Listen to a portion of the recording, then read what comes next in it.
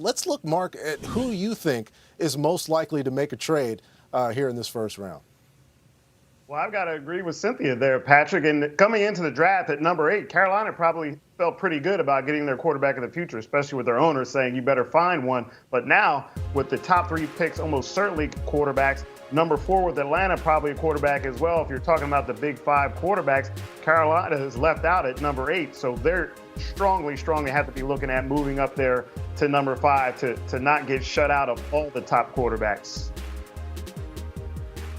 Mark, I don't disagree with you at all, and you and Cynthia. I think that Carolina probably will make a move, but everyone likes to talk about the sexy picks up by the top of the first round. I want to talk a little bit about the Cleveland Browns at number 26 and how they may bump up. The reason I'm thinking is because when you're sitting in that room and you're just waiting and waiting and waiting, and you've got 2 smart guys running the club like you, Andrew Berry and Kevin Stefanski, I could see them using all of that draft capital they've been collecting for years.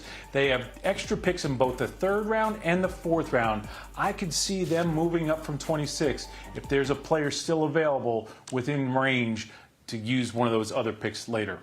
And speaking of accumulating draft capital, Bucky, let's look at the teams that might want to do that. Who is going to be the most likely to say, no thanks, and go ahead and move back in this draft?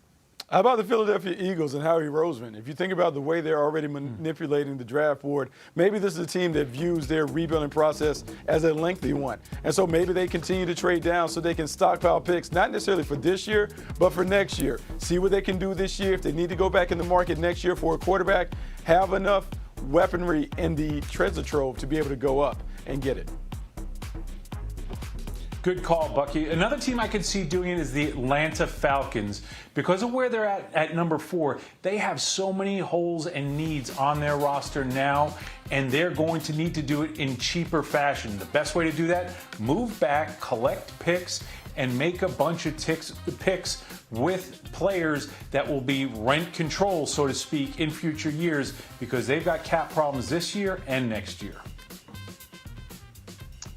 Well, I'm going to go with the Cincinnati Bengals there at number 5. So I talked about Carolina moving up, not missing out on the top 5 quarterbacks.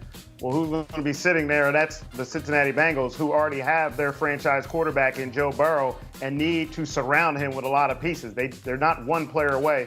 So Cincinnati at number 5, really in an advantageous spot for a team wanting to get up in there, especially if Mac Jones goes at 3, to trade back, get multiple pieces to help Joe Burrow. They're in a good position.